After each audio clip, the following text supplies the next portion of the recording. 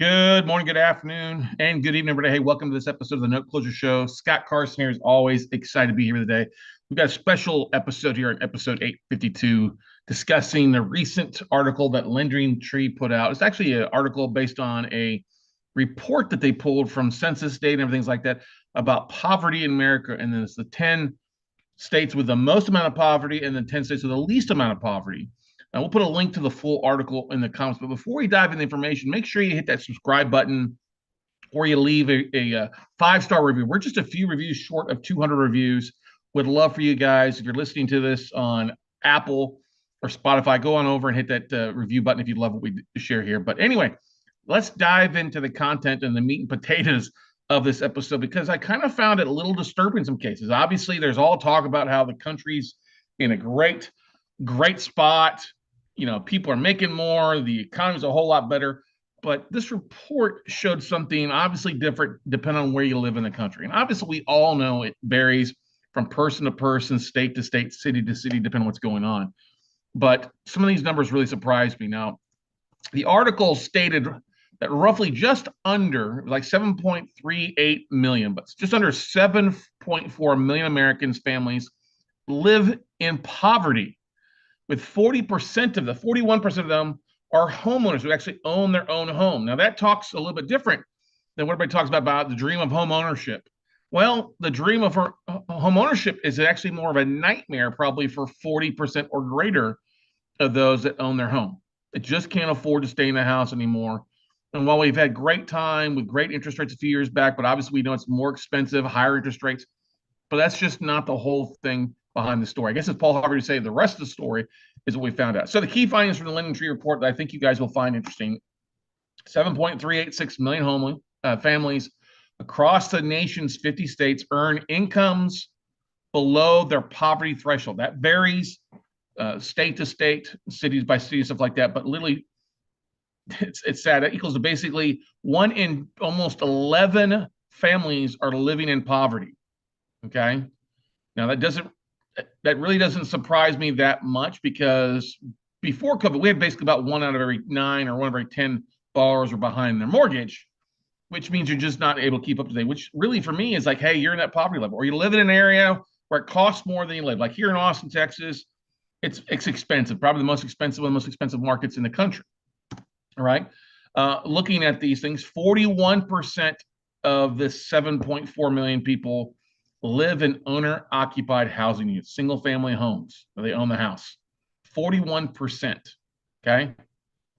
Times 7.4, that's a lot. That's almost 3 million people. Okay. 41% times 7.3. Yeah, it comes to just under 3 million people, homeowners, living in poverty. All right. The other basically 59% are renters. All right. 59% means the remaining 4 million people facing that are basically renters that can't afford to keep up. They're making that decision between paying rent or keeping the lights on and keeping utilities on. While exceptions exist, impoverished families are more likely to be homeowners in the most rural parts of the country, the study found. Well, that doesn't really surprise me based if it's rural. There's probably less job opportunities. There's probably less gig opportunities. The DoorDashes, the Ubers don't exist in a lot of these rural areas because there's just not enough people to keep up with it. I mean, this is one of the things that we talk about when you're buying distressed debt. Make sure you stay away from the rural areas because it's harder to find buyers and people that are interested in those type of assets. Now, of course, if you want to buy and get the heck out of Dodge, we saw a big move, obviously with COVID, people moving out of the into in the rural areas, away from the suburbs because they wanted the fresh air and get away from the crowds. But unfortunately, there's a lot of people struggling to get by in those areas. And that leads to an increase in crime. If you've got a vacant property in a rural area, your house is probably going to be vandalized of some sort because people are looking to do anything they can to get by, stealing the copper, stealing the air conditioning, whatever it might be to get by. Financial stress obviously makes people do some silly things. Now, lower home prices in those areas and greater availability of lower cost housing options like manufactured homes likely help fuel this trend. Okay. Now, I'm a big believer that affordable housing is one of the biggest needs this country has.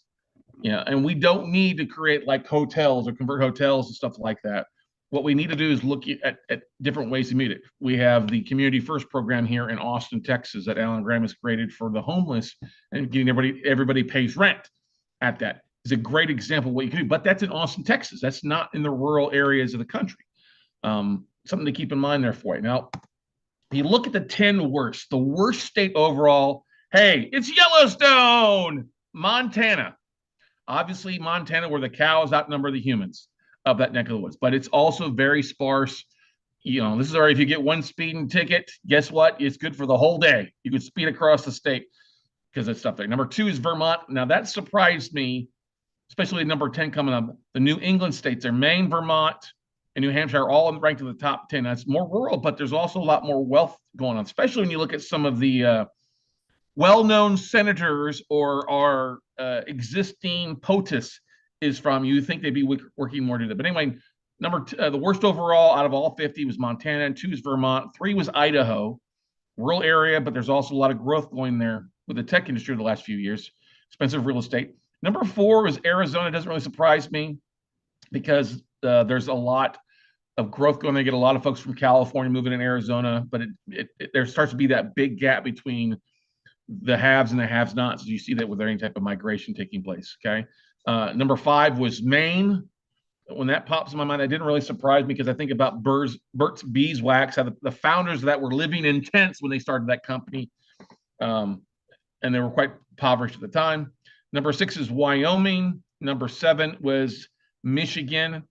That didn't really surprise me because of the amount of blight going on in Michigan. There are some great areas in Michigan, but there's also some very impoverished areas like Wayne County, Detroit, Flint, some of those things, especially when you think of Michigan, you think of Detroit, that's what you think of. You think of blight and poverty. Okay. Number 9, New Mexico. I'll discuss New Mexico in a second.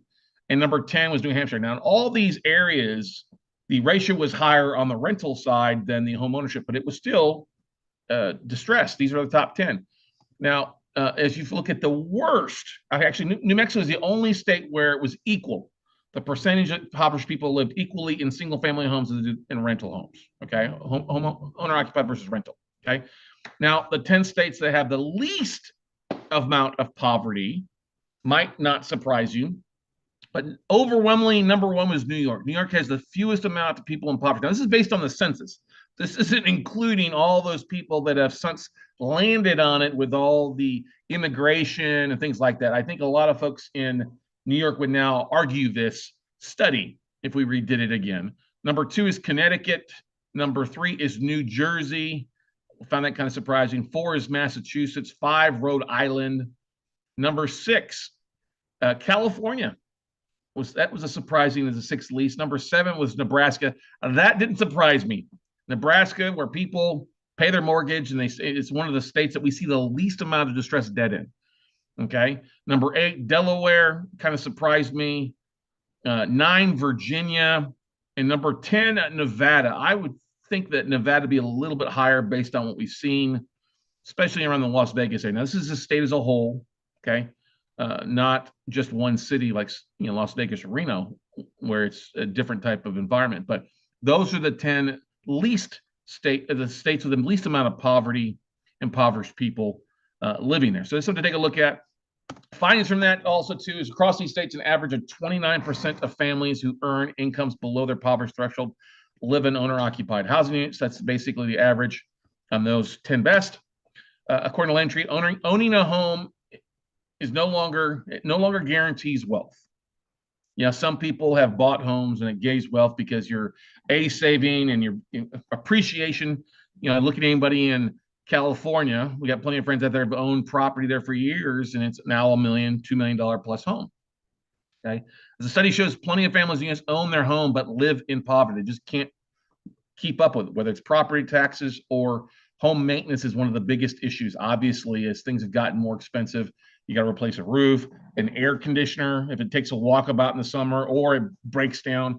That's the thing that surprises me the most, looking at things and the big difference in pricing, from replacing an air conditioning unit in Florida versus here in Texas. It was double the cost here than what it would ever be in Florida, which really is really surprising. But anyway, typical recurring costs like mortgages or utility payments can quickly add up or can spike in some cases, like in the summer with electric bills going through the roof.